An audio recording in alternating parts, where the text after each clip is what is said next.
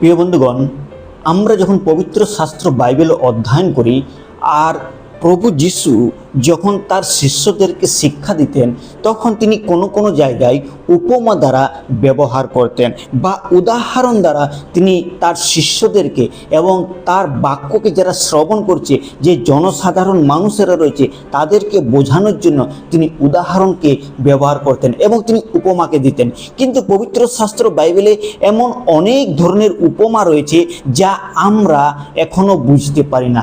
এমন কিছু কিছু উপমা রয়েছে যা আমরা এখনো তার অর্থ কি তা আমরা বুঝে উঠতে পারি না। প্রিয় বন্ধুগণ, আজকে আমরা এই ভিডিওটিতে এইরকম কিছু উপমাগুলিরই সঠিক অর্থকে ব্যবহার দেখে নেব। সঠিক অর্থকে আজকে আমরা পবিত্র শাস্ত্র বাইবেল অনুযায়ী আমরা আলোচনা করব। বাইবেলকে অনেক মানুষ আজ মন্দভাবে ব্যাখ্যা করে, আর এই যখন দৃষ্টান্তগুলি প্রভু যিশুর দেওয়া যে দৃষ্টান্তগুলি রয়েছে সেগুলো অনেক মানুষ ভুলভাবে ব্যাখ্যা করে, তারা সঠিক দৃষ্টান্তটিকে না বুঝে এবং তার অর্থকে না বুঝেই তারা ব্যাখ্যাকে করতে থাকে, আর তাই অনেক সময় আমরা ভুল ব্যাখ্যাকে দেখে নিই। তো আসুন আজকে আমরা প্রভু যীশু খ্রিস্টের এমন একটা দৃষ্টান্ত বা উপমাকে নিয়ে আলোচনা করব যেটি আমাদের জন্য খুবই গুরুত্বপূর্ণ বিষয়।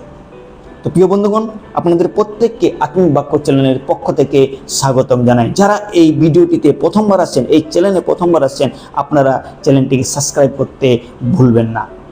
আসুন আমরা এখন ভিডিওটিকে শুরু করি। প্রিয় বন্ধুগণ, আপনি কি কখনো ভেবে দেখেছেন যে প্রভু যীশু কেন সেই উপমাগুলি বা দৃষ্টান্তগুলিকে ব্যবহার করতেন? যদি আমরা আজকের যে দৃষ্টান্তটিকে আলোচনা করব সেটি আমরা পাবো মথি লিখিত সুসমাচার তার 19 অধ্যায় 24 পদে। সেখানে লেখা আছে, ধনবানের পক্ষে ঈশ্বরের রাজ্যে প্রবেশ করা অপেক্ষা বরং সূচের ছিদ্র দিয়া উটের যাওয়া সহজ। প্রভু যীশু কেন এই কথাটিকে বলেছিলেন? ঈশ্বরের রাজ্যে ধনীদের প্রবেশের চেয়ে সূচের ছিদ্রে উটের যাওয়া সহজ। এই কথাটি কেন প্রভু যীশু বলেছিলেন? এই উপমাটি কেন ব্যবহার করেছিলেন এবং এর আসল রহস্যটা কি? আসুন আজকে আমরা আলোচনা করব।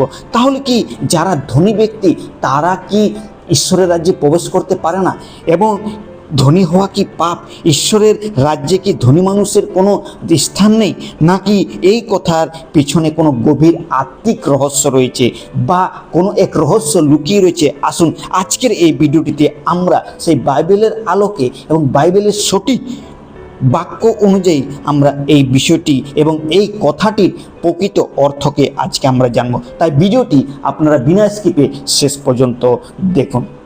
প্রথমে যদি এই ঘটনাটা, এই বিষয়টির আলোচনাটা দেখি, প্রভু যীশু কেন এই উপমাটিকে ব্যবহার করেছিলেন তার ঘটনার শুরু এবং প্রেক্ষাপট আমাদের ব্যাকগ্রাউন্ড জানা খুবই প্রয়োজন। যদি মথি লিখিত সুসমাচার আমরা 19 অধ্যায় 16 থেকে 26 পদ পর্যন্ত দেখি, তো সেখানে একটা বড় একটা বিষয়কে লুকানো আছে। প্রথম যে বিষয়টি লেখা আছে যে একজন ধনবান যুবক প্রভু যিশুর কাছে আসছে, আর যুবক এসে পড়ে বলছে যে গুরু, আমাকে অনন্ত জীবন পেতে গেলে আমাকে কি করতে হবে? অনন্ত জীবন লাভ করতে গেলে কি করতে হবে? তখন প্রভু যীশু তাকে বললেন যে তুমি অনন্ত জীবন যদি তুমি পেতে চাও, তোমার কি করো, যা ধন সম্পত্তি আছে তুমি বিক্রয় করে আমার পশ্চাৎগামী হও এবং আমাকে অনুসরণ করো। আর এই কথাটি যখন যুবকটি শুনল, আর তখন যুবকটি দুঃখিত হলেন, কেননা সে অনেক ধনবান ছিল, আর কারণ তার অনেক ধন সম্পদ ছিল, সেই জন্য সে এই কথাটিকে শুনে সে দুঃখিত হলেন। কিন্তু প্রভু যীশু খ্রিস্ট কি ধনী হওয়ার বিরুদ্ধে ছিলেন? প্রভু যীশু খ্রিস্ট কি ধনবানদের বিরুদ্ধে?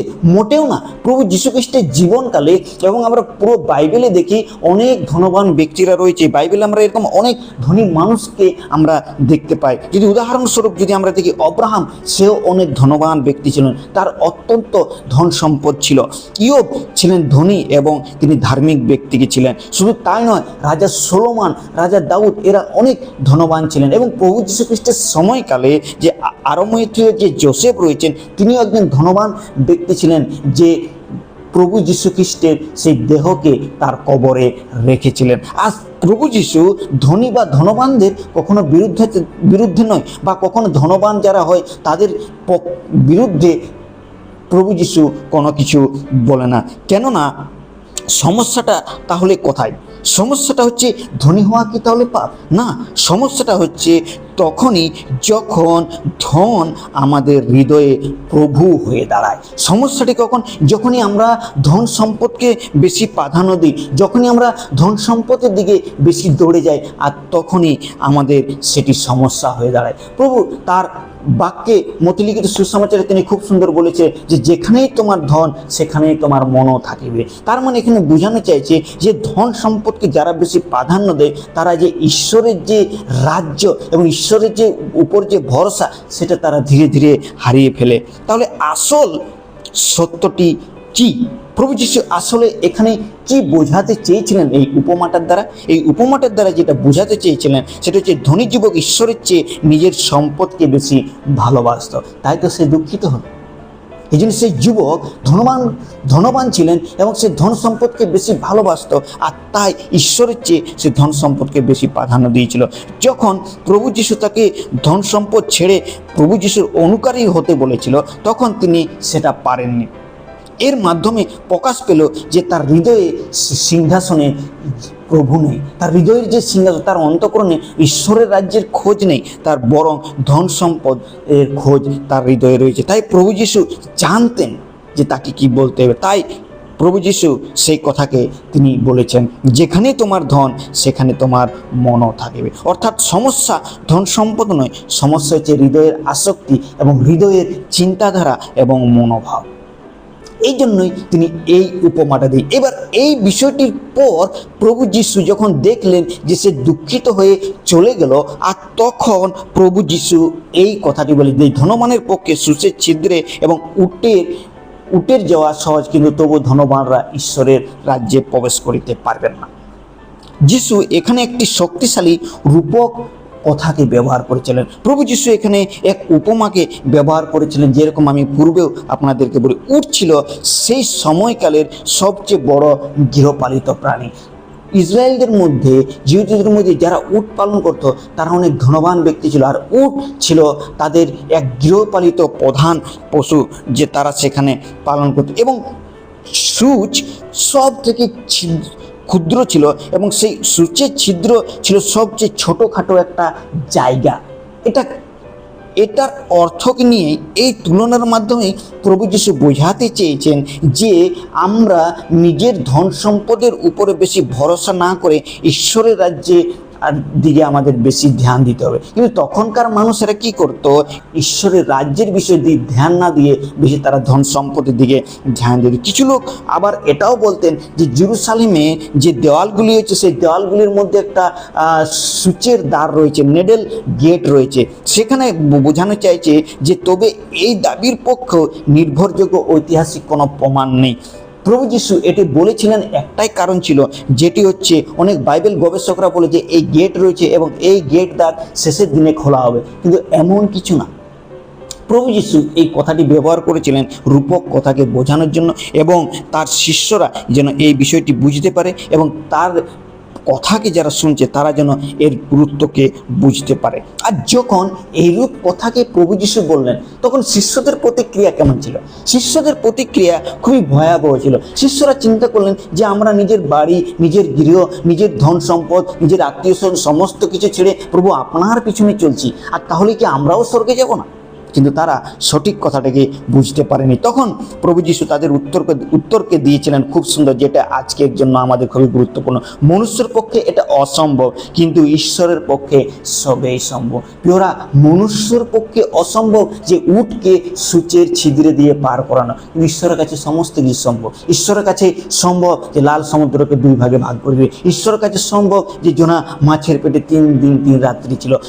ঈশ্বরের কাছে কোনো কিছু অসম্ভব নয়। ঈশ্বর যদি চান তিনি সমস্ত কিছু করতে পারেন। এই জন্যই প্রভু যীশু বলছেন যে মনুষ্যের পক্ষে এটা অসম্ভব, কিন্তু ঈশ্বরের পক্ষে সমস্ত কিছু সম্ভব। এটাই ছিল এই ঘটনার মূল শিক্ষা।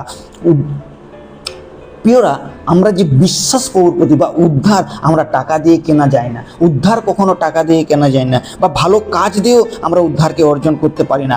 উদ্ধার একমাত্র প্রভু যীশু খ্রিস্টের অনুগ্রহের মাধ্যমে আমরা লাভ করতে পারি। পারি। আর এটা আমাদের প্রত্যেককে জানা প্রয়োজন। তাহলে আজকে আমাদের জীবনের জন্য শিক্ষা কি? আজকে আমরা হয়তো সেই ধনী যুবকের মতন ধন সম্পদের পিছনে যাচ্ছি, কিন্তু আমাদের জীবনে এমন কিছু রয়েছে, এমন কিছু বিষয় রয়েছে যেগুলো ঈশ্বরের রাজ্যে যাওয়ার জন্য বাধা দিচ্ছে, ঈশ্বরকে উদ্ধারকর্তা রূপে স্বীকার করার জন্য এবং তাকে অনুসরণ করে চলার জন্য কিছু বিষয়গুলি বাধা দিতে। হতে পারে টাকা, হতে পারে চাকরি, হতে পারে আপনার ব্যবসা, হতে পারে আপনার সোশ্যাল মিডিয়ার মোবাইলে, হতে পারে আপনার জাগতিকতা, জগৎকে বেশি প্রাধান্য দেওয়া, জাগতিক যে মন্দ বিষয়গুলি সেগুলোকে বেশি প্রাধান্য দেওয়া, এবং হতে পারে নিজের ইচ্ছা অনুযায়ী জীবনযাপন করা, ঈশ্বরের ইচ্ছার ব্যতি রেখে জীবনযাপন করা। ঈশ্বরের যে ইচ্ছা, ঈশ্বরের যে আজ্ঞা, সেই আজ্ঞাগুলোকে উল্লঙ্ঘন করে নিজের ইচ্ছা অনুযায়ী জীবনযাপন করা। তাহলে প্রশ্ন হলো, আমরা জীবনে প্রথম স্থান কাকে দিচ্ছি? এই প্রশ্নটি করি, আমরা প্রথম স্থান কি প্রভু যিশুকে দিচ্ছি, না অন্য এইসব ভৌতিক বিষয়গুলিকে দিচ্ছি? যদি আমরা এইসব বিষয়গুলিকে দিচ্ছি, তাহলে আমাদেরকে জেনে নিতে হবে যে এইসব বিষয়গুলিকে আমাদেরকে পরিবর্তন করতে হবে। তাহলে আমাদের আত্মসমর্পণ কী রবে?